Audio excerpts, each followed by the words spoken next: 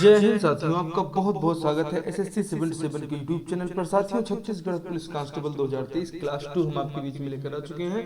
पहली क्लास आपने देखा साथियों, सामान्य अध्ययन और ज्ञान।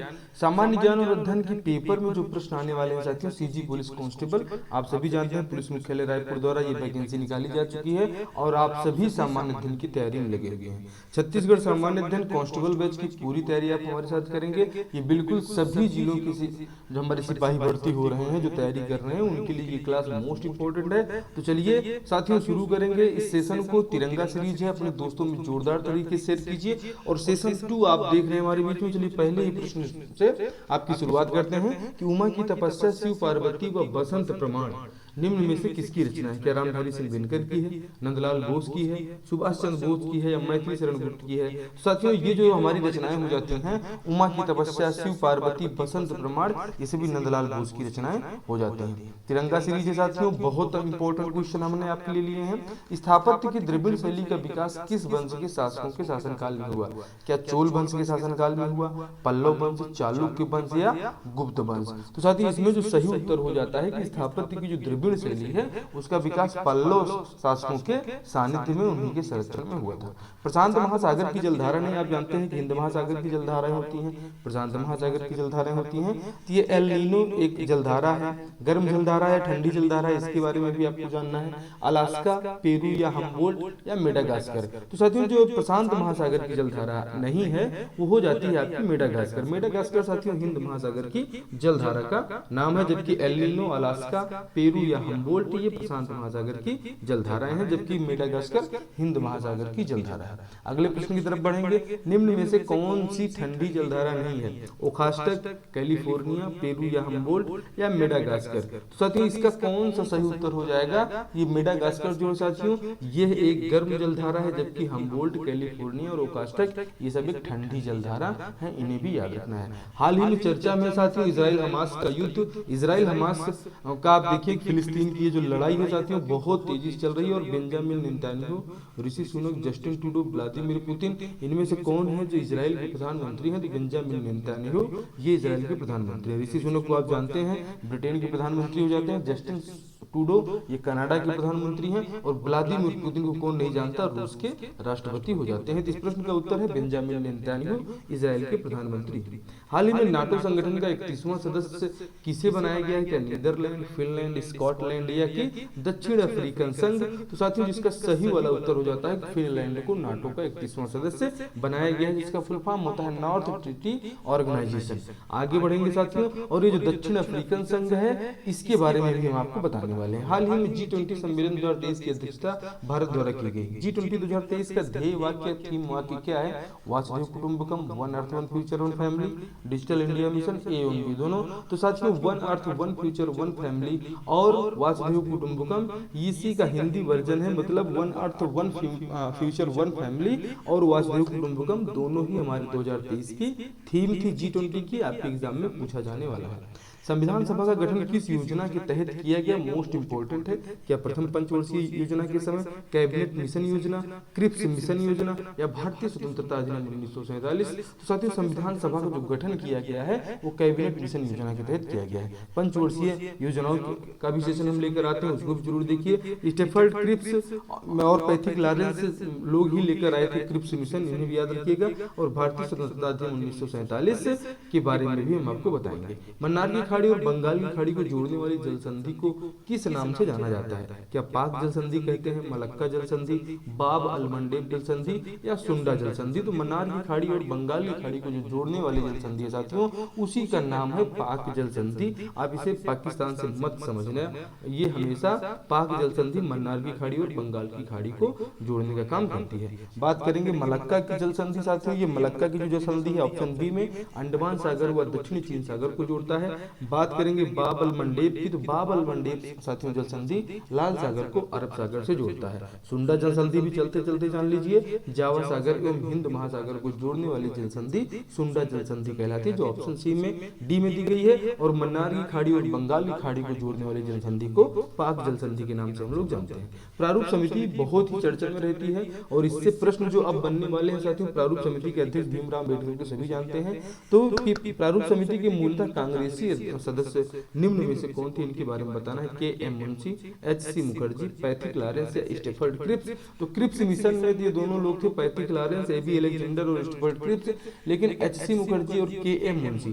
साथियों जो श्यामा प्रसाद मुखर्जी हैं ये हमारी संविधान सभा के जो प्रथम अध्यक्ष हुआ करते थे। ये सच्चिदानंद सिन्हा जी, ठीक है, सच्चिदानंद सिन्हा जी वो हमारे पहले थे, और के एम मुंशी ये मूलतः कांग्रेसी सदस्य थे। एच सी मुखर्जी भी प्रारूप समिति के सदस्यों में शामिल है। के एम मुंशी मूलतः कांग्रेसी सदस्य थे। जो है आगे बढ़ेंगे। रक्त समूह की खोज किसने की थी? Alexander Fleming, William Harvey, Landsteiner या इनमें से कोई नहीं। तो साथियों जो रक्त समूह है इसकी खोज लैंड स्टीनर ने की थी, इसे भी आपको याद रखना है। इनमें से भारत का नियाग्रा किस जलप्रपात को कहा जाता है? गरसोत जलप्रपात जो सबसे बड़ा जलप्रपात है। धुआंधार जलप्रपात आप जानते हैं नर्मदा नदी पर है। कपिलधारा जलप्रपात भी नर्मदा नदी पर है। और चित्रकूट जलप्रपात जो आपके जगदलपुर में पड़ता है छत्तीसगढ़ वाले रीजन में, ये इसे ही भारत का नियाग्रा कहा जाता है। ऑप्शन डी आपका पूरी तरह से सही है। अगले प्रश्न की तरफ बढ़ेंगे और अगला प्रश्न मोस्ट इंपोर्टेंट होगा जो आपकी परीक्षा में आने वाला होगा। चलिए सभी हम जलप्रपातों के बारे में बताएंगे। साथियों आप जानते हैं कि ये जो हमारा गरसोत जलप्रपात है सबसे ऊंचा जलप्रपात है। धुआंधार जलप्रपात आप जानते हैं नर्मदा नदी पर है, और कपिलधारा भी नर्मदा नदी पर हो जाता है। भाखड़ा नंगल परियोजना निम्न में से किस नदी पर है? दामोदर नदी, सतलज नदी, ब्यास नदी और कोसी नदी। तो साथियों ये जो हमारा भाखड़ा नांगल परियोजना है इस सतलज नदी के ऊपर है, इन्हें भी आप याद रखिएगा। निम्न में से कौन सी परियोजना भारत और नेपाल के मध्य स्थित है? तो आप जानते हैं कि बिहार का सूख कोसी नदी को कहा जाता है, और बिहार और नेपाल दोनों बॉर्डर लगे हुए हैं। ऑप्शन डी आपके उसमें बिल्कुल सही हो जाएगा। कोसी नदी परियोजना भारत और नेपाल के मध्य स्थित। हम जानेंगे अगले प्रश्न की तरफ। निम्न में से कौन सी परियोजना पश्चिम बंगाल में स्थित है? मयूराक्षी परियोजना, फरक्का परियोजना, उकाई परियोजना, ए एवं बी दोनों। तो साथियों मयूराक्षी एवं फरक्का परियोजना ये दोनों पश्चिम बंगाल में स्थित है, जहां पे मुख्यमंत्री भी ममता दीदी हो जाती हैं। संविधान सभा की प्रथम बैठक की अध्यक्षता किसने की थी? क्या डॉक्टर राजेंद्र प्रसाद? जी नहीं, ये संविधान सभा के स्थायी अध्यक्ष थे। लेकिन संविधान सभा के प्रथम अध्यक्ष क्या भीमराव अम्बेडकर थे?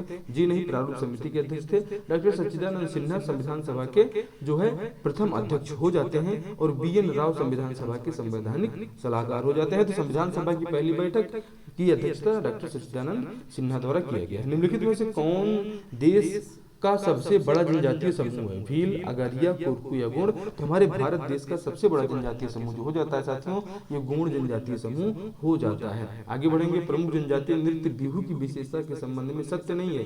यह पूर्वोत्तर भारत के असम का प्रसिद्ध नृत्य है, बिल्कुल सही है। यह नृत्य असम की कचारी व खासी जनजातियों द्वारा किया जाता है, जी हाँ बिल्कुल सही है। और इस नृत्य के मुख्यतः 3 रूप प्रसिद्ध हैं, बोहाग बिहू, माघ बिहू और बैसाख बिहू। तो ये ABC ये तीनों तो सत्य हैं, लेकिन यह उत्तर प्रदेश का प्रचलित नृत्य न होकर पहले ही ऑप्शन में दिया गया है कि ये असम का प्रसिद्ध नृत्य है, इसलिए ऑप्शन डी आपका यहाँ पर सही हो जाता है। अगले प्रश्न तरफ बढ़ेंगे जो आपको बिल्कुल आपके एग्जाम में मिलेगा, ये कि कर्नाटक के तटीय क्षेत्र में किया जाने वाला नृत्य है कृष्णा नाट्यम जो केरल में होता है। साथियों यक्षगान आप जानते हैं ये कर्नाटक में होता है, चरकुला उत्तर प्रदेश में और असम बिहू में होता है, इसे भी आपको याद रखना है। तो कर्नाटक के तटीय क्षेत्र में किया जाने वाला नृत्य यक्षगान हो जाएगा। साथियों दिल्ली के पुराने किले में शेर मंडल नामक पुस्तकालय की स्थापना किसने की थी? अकबर, हुमायूं, जहांगीर, शाहजहां।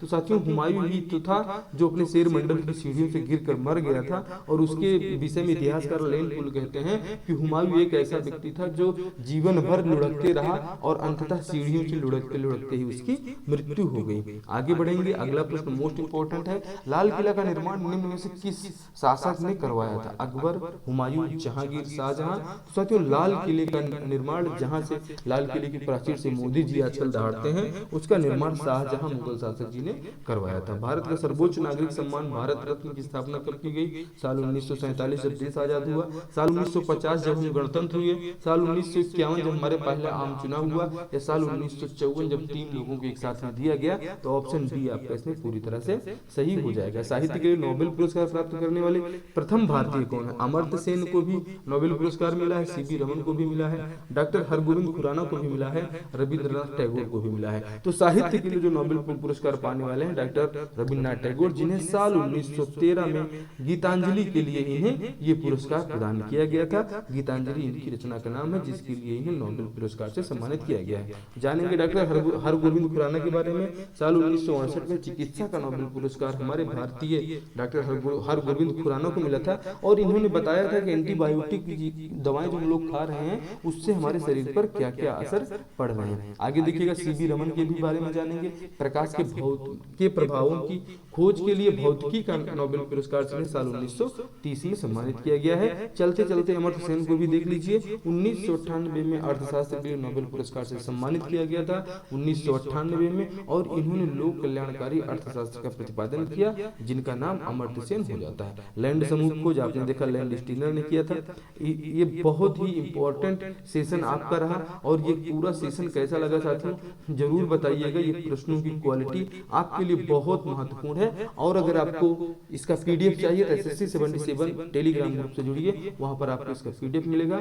बहुत बहुत धन्यवाद। स्वस्थ रहें, मस्त रहें।